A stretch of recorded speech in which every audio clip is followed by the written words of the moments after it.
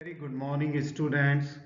In this short video I am going to tell you, okay, especially this lecture is meant for the beginners, okay, who are newly admitted students. I am going to deal with the two aspects of the histology, and that is you should know the stand which was used to stand the slide. That means slide, when it is prepared, you cut the thin sections in microns, say about 7 microns, and then this section is transparent, and then to visualize the tissue in the section one has to stand the slide so that it becomes visible. And that's why it is necessary that before every section, before you are seeing the slide under your microscope, you should know what stand has been used to stand this slide. Okay, I will just tell you why it is necessary. And second aspect which I am going to deal in this video is that what was the plane in which the section was cut. That means a tissue was cut in a transverse section or it was cut in the longitudinal section, okay, because it will have lot of great importance when you are observing the sections, okay, when you are observing the section. So we will deal with these two, okay, these two aspects of the histology, okay, slide. So with every slide, when you are observing, and especially when you are the beginner, you should note that thing, okay. Normally what we do is that most of your slides which you will be shown in your practical class are stand with the haematoxylin and eosin, which many of you must have seen some of the slide in your school days, okay.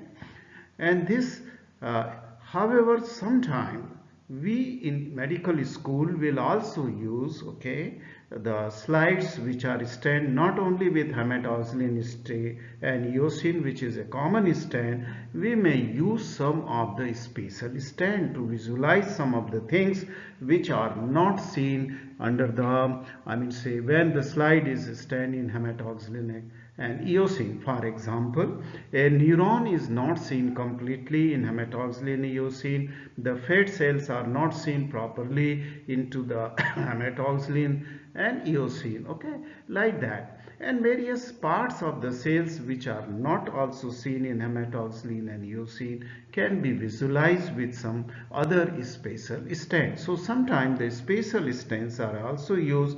So ask your teacher, if it is not a stent in the haematoxylin and eosin, ask your teacher which stent was used and what is the advantage of using this spatial stand to stand the slide, okay, to stand the slide.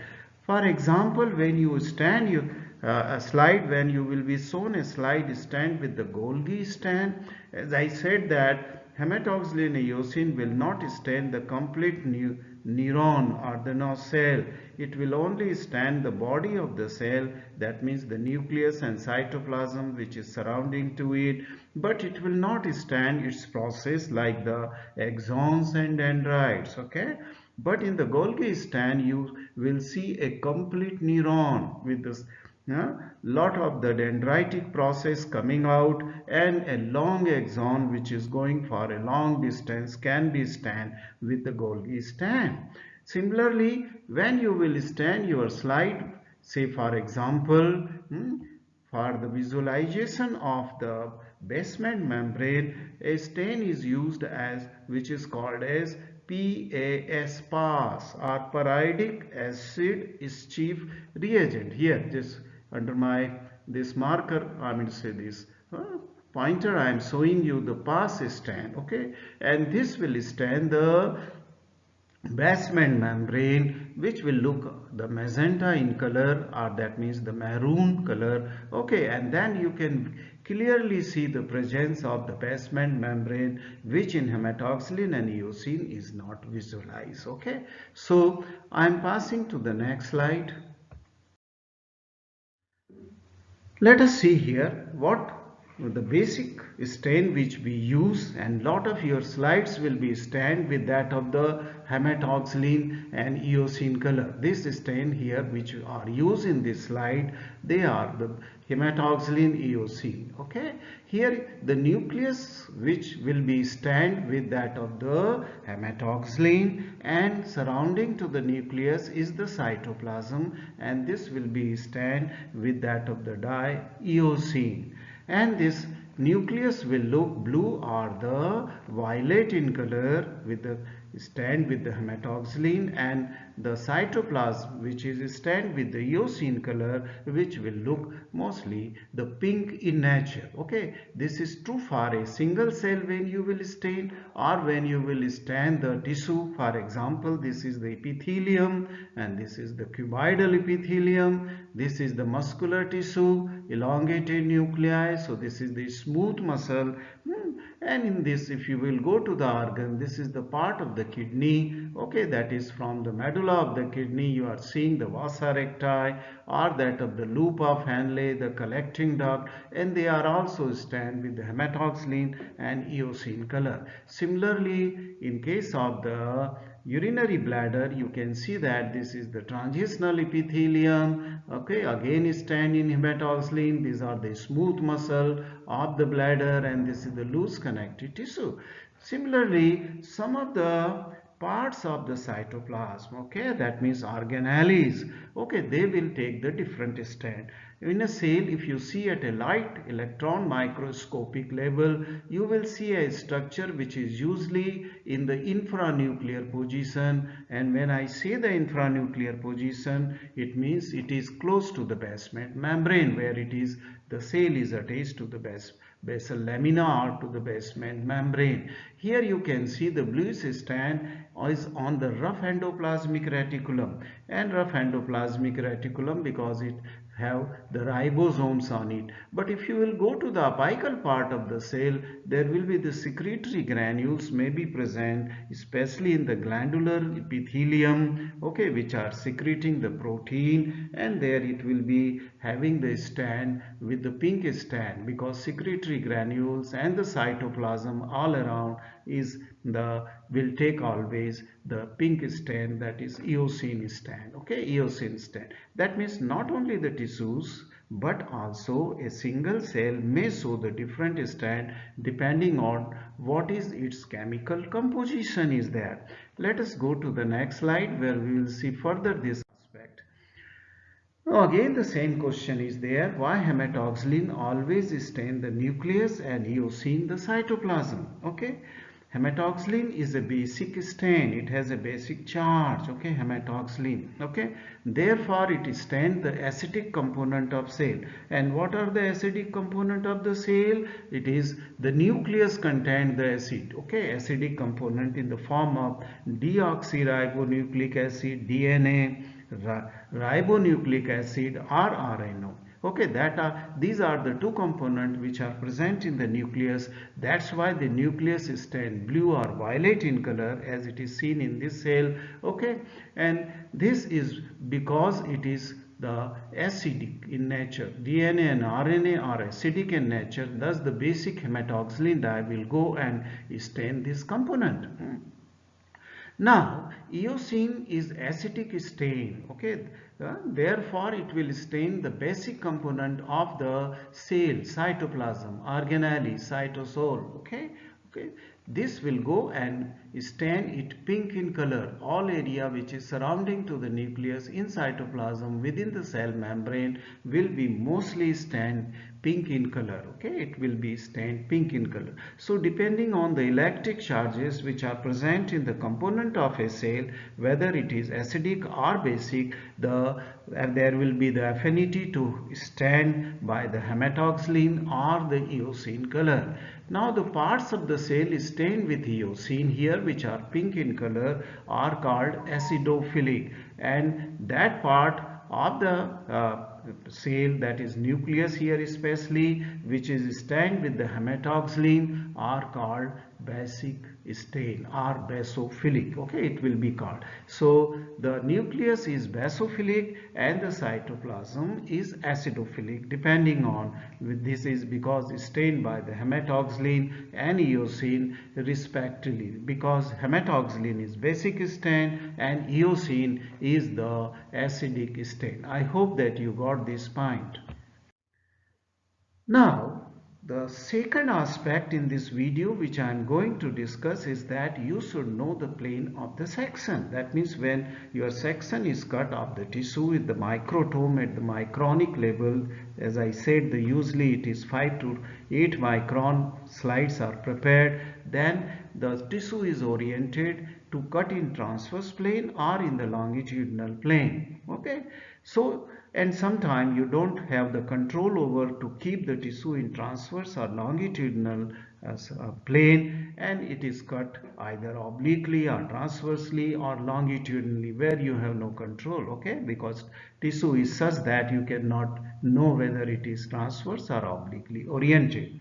So it is important to know that the tissue or organ which you are observing under the microscope is cut in transverse plane or in longitudinal plane, LS, or in oblique plane. That is very important. You should know. And if you are not knowing in the beginning of the histology practical class, ask your teacher whether this tissue is cut in transverse, longitudinal, or oblique plane. For example, a transverse section of intestine, okay, we take a very simple example of the intestine, will show the different picture of the muscle coat.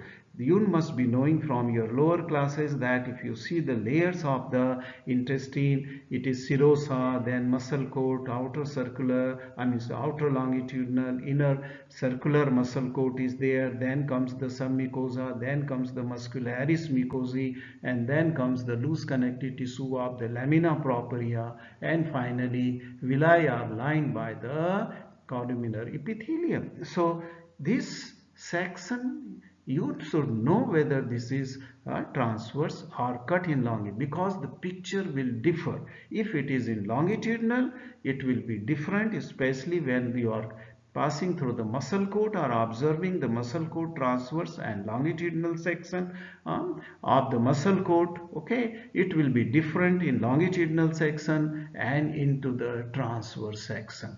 For example, the outer longitudinal muscle coat of when a section of the intestine is cut in transverse section, there is always the outer longitudinal muscle coat. That means the smooth muscle fibers of the longitudinal coat, they are oriented longitudinally along the length of the intestine. Okay, so it will appear as longitudinal when you will cut it into the transverse section. Okay, so the outer longitudinal muscle coat of transverse section will appear longitudinal. Okay, inner circular muscle coat of transverse section will appear similar to longitudinal muscle coat in LAS. That means I am comparing the TS, how it will be different, look different in TS and LAS. Okay, in LAS. And don't worry, if you have not followed this point, I am going to show it into the diagrams in the next slide. And if a section is obliquely cut, then even a single layer of epithelium, if it is obliquely cut, then even a simple epithelium which is arranged in a single layer may also look stratified, and that will give you a lot of confusion whether this epithelium is stratified or single. If it is not perfectly cut in longitudinal or transverse, but it is cut obliquely, so the plane or the knife will pass while it is cutting through the different cells of there, and it will appear as if the cells are arranged one upon the other, though it is a simple, the cells are arranged in a single layer. Okay, that I will explain you.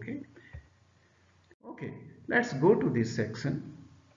Now here the first diagram which I have shown you is the transverse section of the intestine, and I just have shown you only two. This is the outermost. See this pointer, where I am moving this red dot pointer. You are seeing here that this is the outermost layer, the serosa.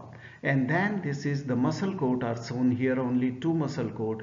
Outermost muscle coat here is cut longitudinally, I mean to say longitudinal section, okay, but it is the muscle fibers are organized longitudinally, means in the along to the length of the longitudinal or parallel to the length of the intestine, thus they are cut transversely. So this is the transverse muscle coat, okay, and then which is called as the longitudinal muscle coat, and then there is a layer inside, okay, this layer, see this, and here the cells are of the smooth muscles are arranged longitudinally. So here it is circular muscle coat. So see these two muscle coat, the outer one is longitudinal, same smooth muscle, and the inner one is the circular muscle, which you have already learned in your school days. Okay, so these are the two layers of the intestine. Let us see where I have shown you a complete intestine here, but this the first here the muscle coat was in a transverse section.